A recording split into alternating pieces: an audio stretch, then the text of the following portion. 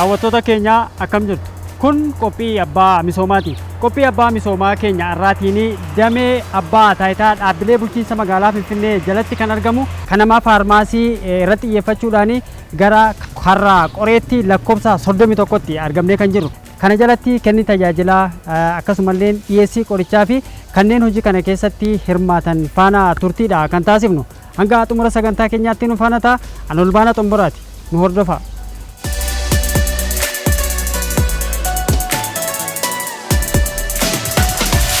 Akkam jirtu? Akkam jirtu? Nagumaa fayyaadha. Akkam kiiloomeetira dheeraa dabarreetti dhufne keessattuu naannoo kanatti naannoo Karraa Qoree kanatti hojiiwwan bal'aa kenna tajaajila uummataa dhiyeessii qorichaa uummanni naannoo kanaa akka moodelaatti bakka kanarraa akka fayyadamu dhageenye meesii wal barraati eenyus hin jedhu. Maqaan koo Lamlam Mulaatuun jedhama. Itti gaafatamtuu kanamaa faarmaasii damee 31ti. Maaltu adda godha? Keessattuu naannoo kana jiraattota hedduutu jira. Naannoo jiraattonni hedduu jiran kan manneen jireenyaa keessatti dhaabbileen akkasii kun babal'achuun immoo waan gaariidha. Egaa kana adda godhu maalidha? Mootummaan jiraattota bakka biraatii ka'anii naannoo kana dhufaniif sababa misooma kooriidariidhaan naannoo kana jiraachuudhaaf kan dhufanii warreen sanaa fi kanamaan kun dameen kun asitti kan dhaabbatee jechuudha. Maaliif naannoo sanaa warri dhufanii fakkeenyaaf Piyaassaadhaa Kaasaanchis dhufanii warreen kun immoo qoricha dhabuu hin qabanu, rakkachuu hin qabanu. Yeroo baay'ee walakkaadhaa warri dhufanii achi deemanii fudhachuudhaa fi humnaanis hin danda'anu dadhabaadha. Yeroo baay'ee qoricha kan fudhatan namoota gurguddoodha. Achi deemanii akka hin dadhabneef mootummaan immoo qoricha dhiyeenyatti akka argatan. Keessattuu warreen tajaajila fayyaa hawaasaa barbaadantu jiru. Isaan kun immoo namoota gurguddoodha. Isaan kana rakkisuun immoo gaarii miti akkuma tuu kaaste warroota akkam akkamiiti warreen asirratti fayyadaman. Umuriidhaan gurguddoo kan ta'anidha. Inshuraansii fayyaa naannoo Finfinneedhaa kan dhufan akkasumas inshuraansii fayyaa Finfinneetti argaman karaa biraatiinis immoo inshuraansii fayyaa naannolee naannoo Oromiyaa fa'aa naannoo Oromiyaa naannoo Kibbarraas kan dhufan jiru jechuudha. Warreen kanaaf kenninaa jechuudha. Uummanni gara lamaanii bakka kanaatiin fayyadama? Eeyyeen egaa amma yeroo kana misoomni kooriidaraas immoo jajjabaatee hojjetamaa jira waan ta'eef gar tokkoonis immoo karaa paaneeliitti kan baasus gatii jiruu fi namoonni jara bichaa miti kan fayyadamu. Kanamaa faarmaasiin tajaajila gosa lama kenna. Inni tokkoffaan tajaajila kaashii kenna. Inni lammaffaan immoo tajaajila kireeditii kenna jechuudha. Tajaajila kireeditii kan fudhatan immoo fakkeenyaaf sila kan siin jedhee tajaajila inshuraansii fayyaa Finfinnee irratti argamanii inni lammaffaan immoo tajaajila fayyaa Shaggarsiitii. Inni sadaffaan tajaajila fayyaa naannoleedha. Akkan silasitti naannoo Oromiyaa, naannoo Amaaraa kan fakkaatan nu biraa fayyadamu jechuudha. Kanarraan immoo kaashiidhaan kan fayyadaman immoo namootiin naannoo kana jiran hundiyyuu kaashiidhaan fayyadamuudhaaf ni dhufu jechuudha. Keessattuu naannoo teekinooloojiidhaan akkaataa kaffaltii karaa teelee birrii karaa birrii teekinooloojii haaraas immoo dhiyeenya kana eebbisiistanii gara hojiitti seentanii sun hagam isin fayyadudha? Kanaan dura akkaataan nuyi itti tajaajilatti kennaa ture karaa anuwaal siistamiitiin tajaajila kennaa turre jechuudha. Yeroo ammaa garuu qulqullinaa fi saaffisa hojiidhaaf akka fooyya'utti tajaajila siistamaa fayyadamaa jirra jechuudha. Tajaajila siistamaa kana immoo na fayyadamnu kanamaan baay'ee wanti inni bu'aa irraa argatu baay'eedha jechuudha. Fakkeenyaaf namoonni tokko tokko inshuraansii fayyaadhaan na dhufanu kanaan dura siistamiin tun jalqabiniin dura namni tokko kitaaba inshuraansii fayyaa 2-3 qaba ture. Sana qabee gaafa dhufu garuu yoo nu biraa fudhatee nama biraas immoo dameewwan kan biraarraa dhaqee ammas hin fudhataa jechuudha. Kana beekuu hin dandeenyu turre. Yeroo ammaa garuu diijitaal siistamiin kun wanti inni nuuf fide maalidha? Namni tokko dhufee yoo nu biraa fudhatee bakka biraatii dhaqee fudhachuu hin danda'u. Karaa biraatiinis immoo qorichi tokko yoo as hin jirre hin jiru jennee hin deebisu maamiloota keenya jechuudha. Qorichi kun hin jiru taanaan siistamiirra aluma sana hoggansoonni keenya galanii hin ilaalu dhiyeenyatti dameewwan akkasii jira dhaqaatii fudhaa jennee erginaa jechuudha.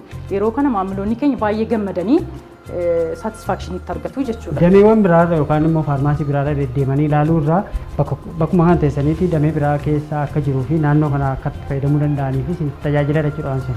Eeyyeen baay'ee dameewwan kan biraarra kanaan dura maal godhutu siistamiin hin jalqabini dameewwan kan biraarra birrii baasanii isarraan dadhabbiin jira hospitaalaa dhufuu hin dadhabu fageenya deemaniitu kan qoricha argatanu jechuudha. Amma garuu maal goonaa siistamii irra dafnee gallee ilaallaa fi qorichi hin jiru yoo ta'e qorichi kun bakka akkasii jira jennee isa siistamaan beekuu gatii dandeenyu fi dhiyeenyatti dhaqaatii fudhadhaa jennee erginaanii. Kun egaa dispenser eeriyaa keenyadha. Kun immoo kumsaa qorichaa kan ittiin keenyudha jechuudha.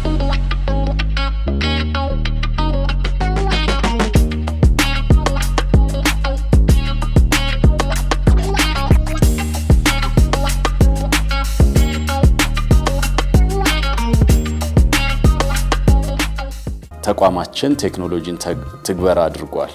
ይሄ ማለት በማዕከል ላይ ቁጭ ብለን እያንዳንዷን ፍሎዋን መድኃኒትን የእያንዳንዱን ሽያጭ የእያንዳንዱን ቅርንጫፍ አክቲቪቲዎችን ዳበን ኸኛ ቴክኖሎጂ ሃራ ኢፎምሴ ጅራ ግዱ ገሌሱ መኸናቴኝ ሶቺወን ሆጂ ደሜወን ረጅራን ሆርዶፍና ራኮን ዲአይሲ ቆሪቻ yomudateesi damee kham akka jiru fi hinjirreesi addabaasuun eehisu nu dandeessee jira qorichoonni kanama keessa kan hin dhabamne khami kan jedhusi addabaasuun deessina በጣም አስፈላጊ ከነማዎች ድርጅት አስፈላጊ ያለን ማለት ለማህበረሰቡ በከፍተኛ ደረጃ ተፈላጊ የሆነው የሚለውን ኢሚዲየትሊ ይፈታልናል። ቴክኖሎጂ ረቲ ባየ ሆጂ ኬኛ ባየ አክቲቭ ጎዴራ ዱራን ወረቀታ ቱሬ ካኑት ቲም ፈየደማ ቱሬ አመገሩ ሲስተም አዳዋንቴ ሲስተም ረቲ ቀርሺን ማን ነው ረክሱ ቱሬ አመ ከለቲዳን ሲስተም ረቲ ብሪንሳ ሰረጀ ዋንጅሩፍ ዋኑ እንደምቱ ኑረክሱ ዱራ ወረቀታ ተኤ ካርቦኒ ማል ቲም ፈየደማ ቱሬ ወረቀታ ከሰገሽነ አመገሩ ሐላ ሲስተማቲ ዋንቴፍ ሲስተም ረቲ qorichoota bicha kennuu qofadha. Wanti sisteeman irratti nu fayyade isa kana. Baay'ee itti fayyadamaa jirraani. Akka duraa lookii maal injiru waan ta'eef riistii maal waan hin jirre akkaataa gaariidhaan keessummeessanaa jechuudha sisteema.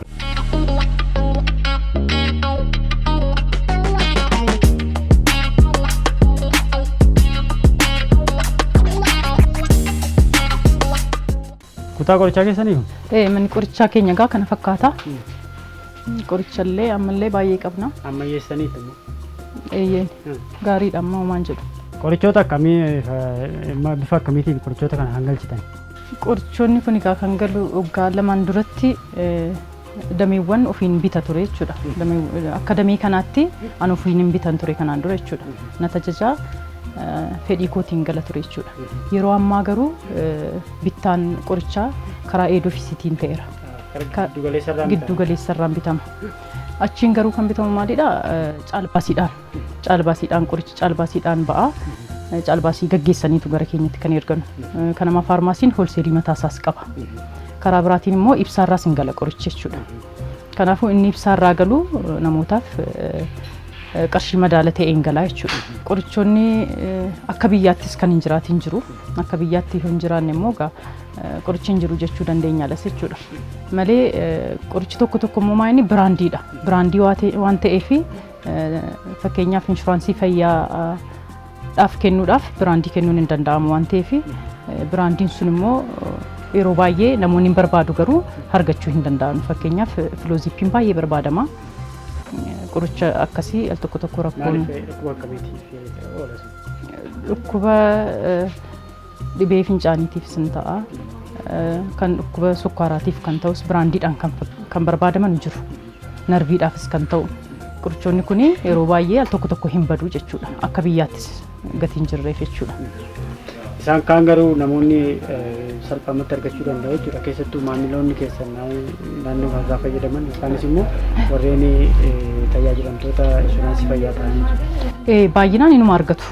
Qorichillee yoo nu birallee damee keenyarrallee yoo hin jirre damee gara biraa dhaqanii akka fudhatanu goona jechuudha. Akka jirre rakkanneef maamiloonni keenya yeroo baay'ee ammanuu hojjetaan kutaa kanaas maamiloonni komiillee yoo qabaatanii akkaataa komii ittiin fudhannu foormaatii qabna jechuudha. Foormaatii sana irratti guunneetiyyuu komiin maamiloota keenyaa kan akkamitti hiikamuu qaba kan jedhuun nuyi ni hiikama yoo ta'e qoricha dhabanii yoo ta'e fakkeenyaaf gara biraatti dhaqanii akka fudhatan bilbilaanis hin gaafanna siistamiirra silaallee dafnee akka jirre rakkannee goonee tajaajila akkasii kenninaaf jechuudha yeroo baay'ee.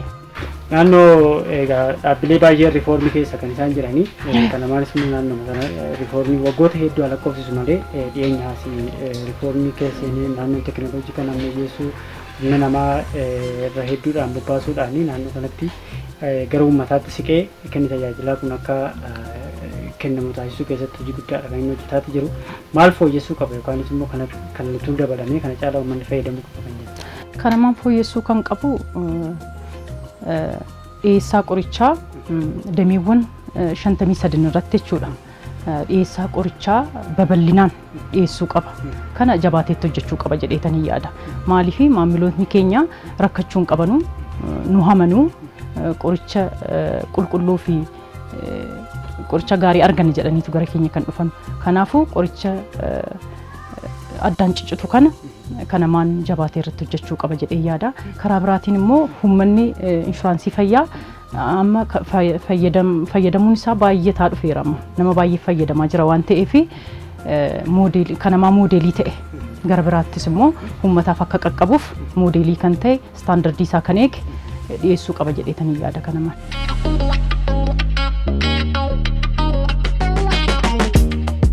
Egaa uummanni baay'inaan nu bira hin dhufu jennaa isaan dhufanii namoota gurguddootu dhufa namoota beekanii fi namootni hin beeknes ni dhufu jechuudha. Namoonni gurguddoon baay'ee dadhaboonni kan dhufan jiru namoonni immoo giddu galeessi ta'anii dhufan ni jiru. Isaan kana namoota gurguddoo warra ta'anii dursaa waraqaan akka jiru ilaaleenani isaan keessummeessuu danda'a jechuudha. Waraqata isaanii ilaaleen qorichi yoo jiraate nan teessisaanii iddoo isaan jiranitti illee daftara isaanii irraa fuudhee qorichi yoo jiraate nan astanaagadaanii sirriitti ilaaleen guyyaa meeqa akka fudhachuu danda'an haala kamiin akka isaa fudhachuu danda'an isaaniif kan ibsaa jechuudha. Egaa isaaniif ibsee guyyaa meeqaaf akka isaan fudhatan illee hoogganamaaf galgalallee ta'e akkaataa isaan ittiin fayyadamuu qaban akkasitti ittiin ibsuu danda'a jechuudha. Asitti kan asmiina fu'aa pireeshariina fu'aa madaatii wanna kanama na ajajanii warri dooktaroota na ajajan fu'in na kennu. Namoonni baay'een isaanii kiroonik peeshantiidha. Isaan immoo namoota umuriidhaan deeman. Namoota umuriin deeman kanas akkamiin keessummeessitu? Gaanutti namoonni umuriidhaan deeme tokko jalqaba dhukkubsataatu as dhufa. Dhukkubsataa duwwaatu hin taane akkuma isin jedhee namoota umuriidhaan deemanidha. Isaan immoo haala ittiin keessummeessuu qabnutu jiramni umuriin isaanii yeroo deemu namni wanna tokko hojjetuun meebii gara biraatti wanti jechuu danda'a. Haala itiksiin nu fayyaduni haala saniin keessummeessina. Qorichi yoo jiraatu akka jiru sirnaan kennuudhaan akkasumas immoo kan hin jirre immoo siistamarra ilaallee iddoo hin jirres nuti ofii keenya gaafannee bilbilaanis ta'u akkasumas immoo siistamarra ilaaluudhaan. Baay'ee nama kabaju nama ulfeessu. Naa yoo madaatiin jiraatu silkii kanaan bilbilaatti nu gaafa ajanii silkii naa kenneen kanaan dura isaa yoo bakka biraateef isaaf hin bilbileessaa yoo jiraate jira naan jedhu yoo jiraachuu bakka kanaa haqaati barbaada obbo naan jennetti. Baay'ee kan nuti itti gammannuu fi baay'ee kan itti boqonnu hooggantuu keenyadha. Baay'ee karaa jajjabinaan kan nuuf ta'u gara fuulduraattis illee wantoota nu jabeessuu qaban illee nu gorsiti jechuudha. Haalli ishiin nu gorsitu boruuf taaniif illee sin fayyada waan ta'eef akkaataa kanaatiin kan jettu leenjii wayii nuu kenniti jechuudha. Haala ittiin keessummeessuu dandeenyu namoota akkamittiin kabajnee teessisuu dandeenyu namoota akkamittiin ofitti fudhannee jaalalaan moohuu dandeenyu nama sana nu waamtee nu gorsiti jechuudha. Torbeetti sanyoo wixata nu waamtee haala gaarii nuti akka ittiin hawaasa keenya tajaajiluu dandeenyu nu waamtee haala kanaatiin nu gorsiti. Nu immoo isa kanarraa fudhannee leenjii kanaan immoo nuti hawaasa keenya tajaajilaa jechuudha. Nama kabaju warra jaarsaa hin kabaju nama layyaanii baay'ee nama gargaaru. Na rabbi isaanii guddisu gaa. Asaba isaanii guutuu isaanis rabbi akkan ilmee kan isaanii kennu. Akadamii keenyatti waan baay'ee hojjenneerraa akkuma argite wantoota baay'eedha kan hojjetame isaan keessaati akkuma ati ammanaaf kaaste jaaja'aan hojjetaa gaariidhaa fi waan laatamutu jira mootiveet ta'eetu akka sirriitti hojii isaa hojjetuu fi waancaa akkasumas kaawunsiliing ruumii isaa ilaaltee jirta wantoonni kun immoo hojjetaan sirriitti akka hojjetu akkasumas immoo uummata keenya akka sirriitti tajaajiluudhaaf kan nu gargaaranidha. Isaan keessaati akkuma ilaalte tokko isadha. Kan biraa immoo sanadoonni jiru. Sanadoonni baay'een kan nuyiinis akkasumas immoo kan hoogganaa keenyaanis kan qophaa'an jechuudha. Isaan keessaati kunniin tokko tokko nama fakkeenyaaf ተቆጥሮ የተሰጠ የሚከናወኑ ተግባራትidha. kun head officeedhaan lakkaa'amee hojii hojjetamuu qabu akademii kanaatti hojjetamuu qabu jedhamee kan nuuf kennamedha. Isaan sirriitti akka hojjennuuf sanadaan keenyee jira akka yaadachuudhaafis nu ta'u jechuudha. Kunniin immoo ijoollee hiriyoota koo wajjin ta'ee ijoollee dispensary jiran wajjin taaneetu common medication interaction isa jedhu kan qopheessinedha. Kun immoo uummataafis qoricha kam wajjin fudhachuu akka hin qabne akkasumas immoo qorichoota nyaata kam wajjin akka fudhatamuu hin qabne kan ibsudha. Guutuu isaatu jira asirra san kan ibsudha jechuudha. Counseling room keessa ta'a kunichi. Akkasumas immoo dameewwan biraa wajjin muuxannoo gaggaarii fudhanneetu jira. Dameewwan baay'ee wajjin as keessatti jira inni. የትስስር ሰነድ ያመጣው ለውጥ ጅራ ወንተ ፊዴ ሳወጅ muuxannoo gochuun keenya wantoota fide baay'eetu jira. Isaan sanadan akkasitti teessisneerra jechuudha. Kanamaawwan damee kanamaawwan wajjin muuxannoo fudhanne immoo asirratti jira jechuudha. Akkasumas wantoota baay'eedha egaa kan jiran akkuma as argitu teeknooloojiin maal akka fide teeknooloojiidhaan fayyadamuun keenya bu'aa maaliis akka qabu asirratti teessisneerra. Isallee sanadaan keenyee jirra. Dabalataan immoo yaadota maamiloota keenyaan fudhanna. Wantiin jira kan yaadatti barreessan duwwaa tokko akka jedhamu jira. Isarratti hin barreessu hoonuu hin danda'ama ta'e duwwaa lamaan deebisaan kenninaafi nuyi oloota immoo gara head officeetti ergineetu isaan deebisuuf jechuudha.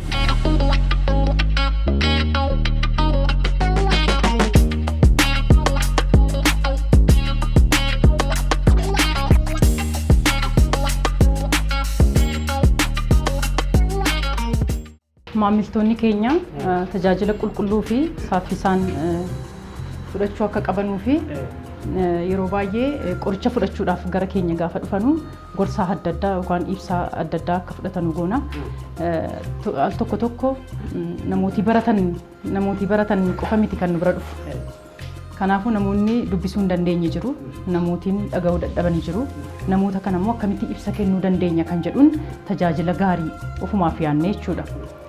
Tajaajila kanas immoo chaartiidhaan qopheessinee fakkiidhaan akka dafee galuu fi goonee qopheessineerra jechuudha.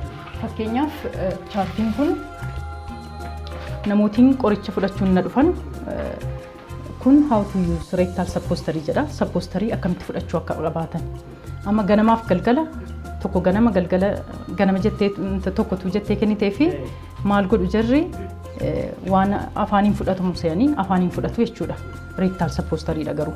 Kanaafuu akkamitti fudhachuu akka qabanu jalqaba harka dhiqatanii qulqullinaan akkamitti fudhachuu akka danda'an bareechinee ibsa kenninaafi jechuudha. Fakkeenyaaf kun naazal spreedha akkamitti fudhachuu akka qaban. Kara biraas immoo gara funyaanii waan fudhatamuu qabus akkamitti qabatanii akkamitti fudhachuu akka danda'an fakkii kana agarsiisneetu kan kenninu jechuudha. Fakkeenyaaf ijaaf akkamitti fudhachuu qabu.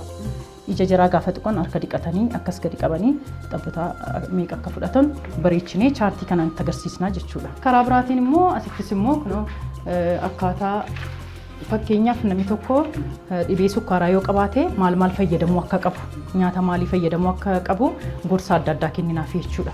Kunis amma fakkeenyaaf namni tokko dubartiin tokko ulfa ta'uuf dhiisuu ishee akkamitti beekuu qabdi kan jedhu akkamitti akka fudhattu itti agarsiisna jechuudha. Fakkiidhaan itti agarsiisna. Fakkeenyaaf ulfa yoo taate ulfi kun maal fayyadamuu akka qabdu maal immoo fayyadamuu dhiisuu akka qabdu gorsa adda addaa ibsa adda addaa kenninaaf jechuudha maamiloota keenyaaf. Kun fakka'iinsa hojjettoota damee 31 irraan kan hojjetamedha jechuudha. Kanaafuu hojjettoonni keenya kanaaf moodela jedhatanii dhaadheeffamtu jechuudha. Kanaafuu hojjettoonni keenya shanii kun maalidha fakkeenyaaf ani yoon hojii kanarra hin jiraanne adda walgahii yoon deeme yookaan silxanaa yoo deeme maltittoo kana umbarii koo kanarraan kaa'a jechuudha. Nama teessoo sanarraa namni na barbaachullee yoo dhufe bakka kanan jira silxanaan hin jedheetaniin kaa'a jechuudha. Yaama tirafteedha kun immoo yaama tirafte jedha jechuudha. Kunis akkuma kana maskananii jedha akka kanatti keenyee deemnaa jechuudha. Maamiltoota keenya waan baay'ee qopheessinee jirran amma fakkeenyaaf qorichooliin cabanii kan fudhatamu jiru miiligiraama 20 yoo ta'e maamiltoonni keenya immoo 10 fudhatu yoo ta'e cabsinee kana keessa keenya envelooppii jedhamti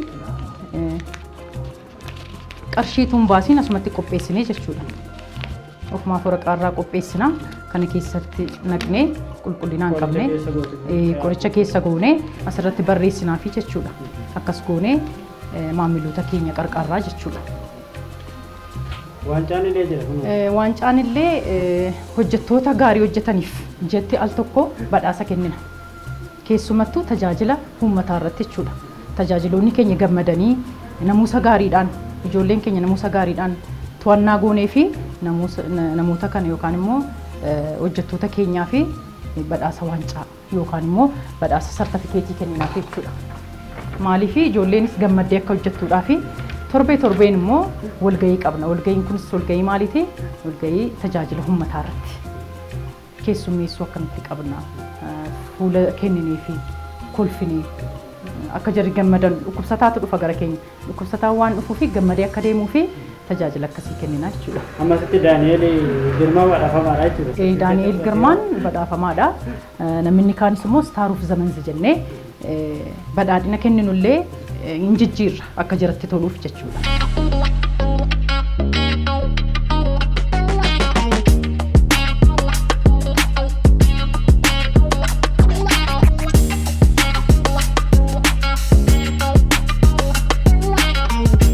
Egaa daawwattoota keenya turtii keenya Kaarraa Qoreetti argamnee egaa naannoo kanatti waan hojjetamaa jiruu fi manni kanamaan kun moodela akka ta'e dhugumattuu ilaalaa kan turre hawaasni akkasumas hojjettoonni akkasumas immoo hooggantoonni kanamaa damee 31ffaan akkasittiin akkaataa isaan itti hojii hojjetan dhiyeessii akkasumas immoo dhiyeessii qorichaa fi kenna tajaajila naannoo kanaa isin daawwachiisaa turre mee amma immoo gara piyaasaa fi Hannaa Maariyaamitti deemneeti hojiiwwan isaan hojjetan bifuma kanaanii isin daawwachiisna hanga xumura sagantaa keenyaatti ammallee nu faana ta'an affeerraa keenya nu faana bira.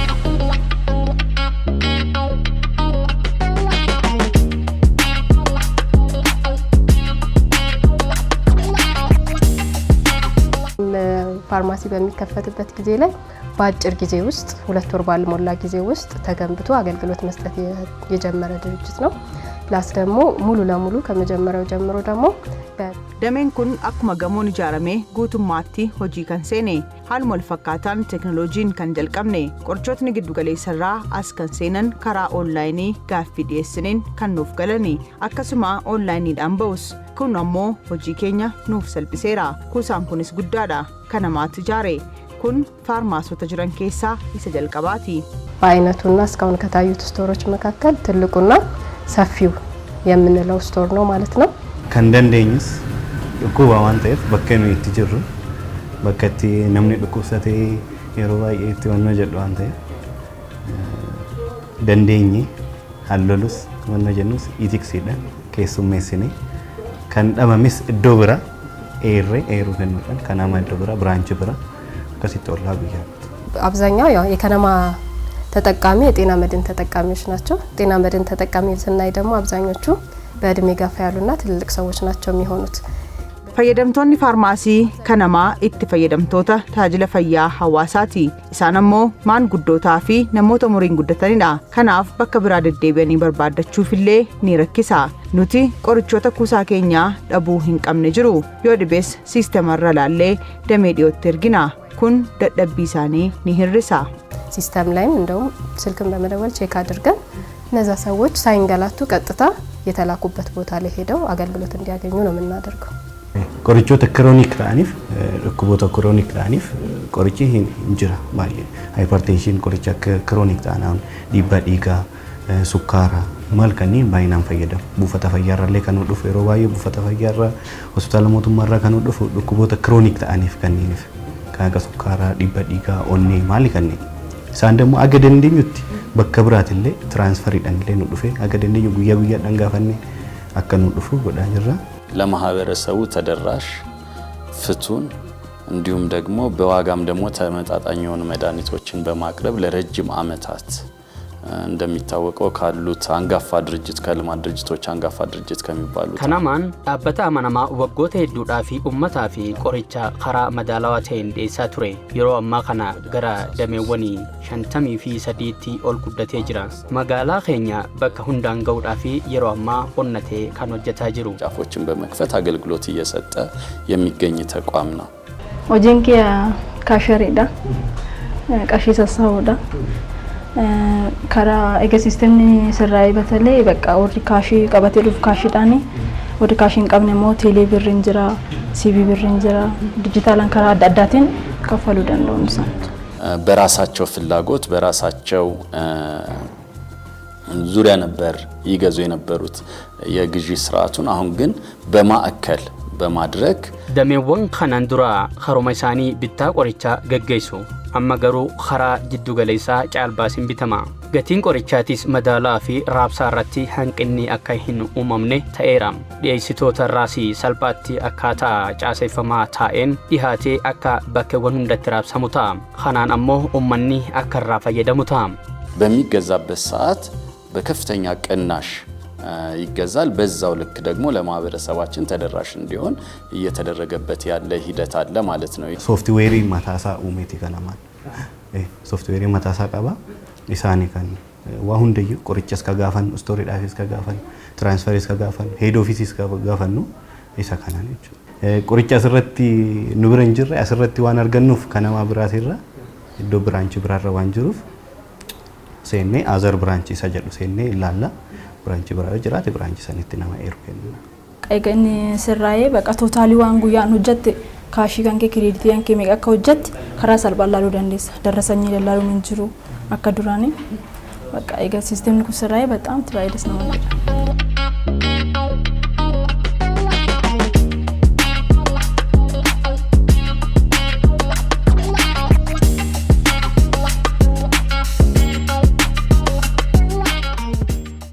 ነካከ ፈያጅቱ ነካ ፈያለ ማኒ ቆሪቻ ከሰኒ ሲንዳወታ ይራ ሀለተ ያጅላ ከነ ያጅላ ከሰን የሲ ቆሪቻ ከስመሌ ሆኖ መተባየቱ ሲንራት ፈይደማ ይራ ያኑ ሆኖ ሆስፒታል ባየቱ ጅራ ሀል ከኒስ ያጅላ ከሰ ማልፈካተ አኩማ ቤከሙ ዶኑቲ ጅሩ ሴንተሪዳ ሆስፒታሉን ባየን ዶን ጅራኒዳ akkasumas immoo fayyadamtoonni CBHI'n baay'inaan bira fayyadamu waan ta'eef naannoo isaan argachuu danda'anidha. Tajaajilli keenyas qorichoota argamanii nu harka jiraniin maamiltoota keenya seeraan keessummeessaa jirra. Akkaataan dhiyeessii qorichaa keessan amma naannoo kana akkuma dura kaasee hospitaalota gurguddoo naannoo Xiquur Ambassaa jira. Kellaawwan fayyaa baay'eetu as jira. Qoricha dhiyeessii qorichaa irratti rakkattanii? Dhiyeessii qorichaa amma rakkachaa jirra dhugaa dubbachuudhaaf akka jalqaba yeroo jalqabnutti miti amma qorichi baay'ee rakkinni jiran irraa qoricha irratti hanqinni xiqqoo jira guutuudha jechuun dandeenya jira qorichi garuu guutuudha jennee dubbachuudhaaf nu hanqata nu sababni isaas hospitaala birraa waan jirruuf qorichoonni hospitaala irraa dhufan immoo baay'een isaanii nu biratti argamuu dhiisuu danda'a waan ta'eef hanqinni qorichaa hin jira. Feedback uummanni yookaan immoo namoonni naannoo kanaas ni argatan maal fakkaata? Maamiltoonni keenya baay'een isaanii nutti gammadanii deemu akkuma yaadanuufis nuuf laataniin baay'ee gammadaniin komentii bareedaa isaan nu kennanii jiru. Nus immoo feedback isaan nu kennaniin wantoonni sirreessinees hin jira. Qorichoota ammatti jechaa ture keessaati wanneen xiqqoo ishee hanqina jettee kaastu qorichoota akkamiiti? Amma qorichi fakkeenyaaf qorichi ijaa hin jiru. Yeroo garuulee ammaan baay'ee xiqqaa waan ta'eef namni baay'een argatee kan hin deemne jira qorichi narvii qorichi ijaa kan sukkaaraa qorichoonni baay'ee barbaadaman hanqinni xiqqoo hin jira. Galeessa kanatti wantoonni adda taasisan faarmaasiyoota biraarraa maaltu adda taasisa? Faarmaasii kun kan damee biraarraa adda taasisu giddu galeessa qorichoota kaansariiti akka adda ta'een qorichoota kaansarii asitti argama jechaadha. Inni kun dirqama isin dhibu moo akkuma carraa jiraateeti? Jira dhaabbataadha. Kun akka giddu galeessaatti banameera garuu qorichoonni tokko tokko ammaaf dhumee jira kan bitamuuf piroosesii irra jirus jira. Jechi bakki tursiisaa isaa akkamitti tursiisni isaa bakka qabbanaa yookaan immoo firiijii keessa? Bakka qabbanaa ruum teempireechariidhaanis jira. iddoo lama taa'u qorichoota kan tempereecharii kan biraa fi ruum tempereechariidhaan kan ta'u jira lamaan isaaniitti. Kanamaan teknooloojii haaraa ifoomsee hojiitti seenee jira. Bakkeewwan baay'ee irratti immoo deemnee kan ilaalaa turre inni sun furmaata akka argatetti odeeffanne isin biraa akka. Teknooloojiin ifaan baay'ee nu salphiseera. Jijjiirama guddaas qaba. Amma kan itti fayyadamaa jirru akkuma beekamu faarmaasiin keenya faarmaasii haaraa yeroo jalqabu teknooloojiidhaan kan jalqabne waraqaadhaan hin jalqabne kanaaf nu baay'ee nu salphiseera hojii baay'ee nu salphiseera bareedaadha yeroo keenya seevii nu godheera.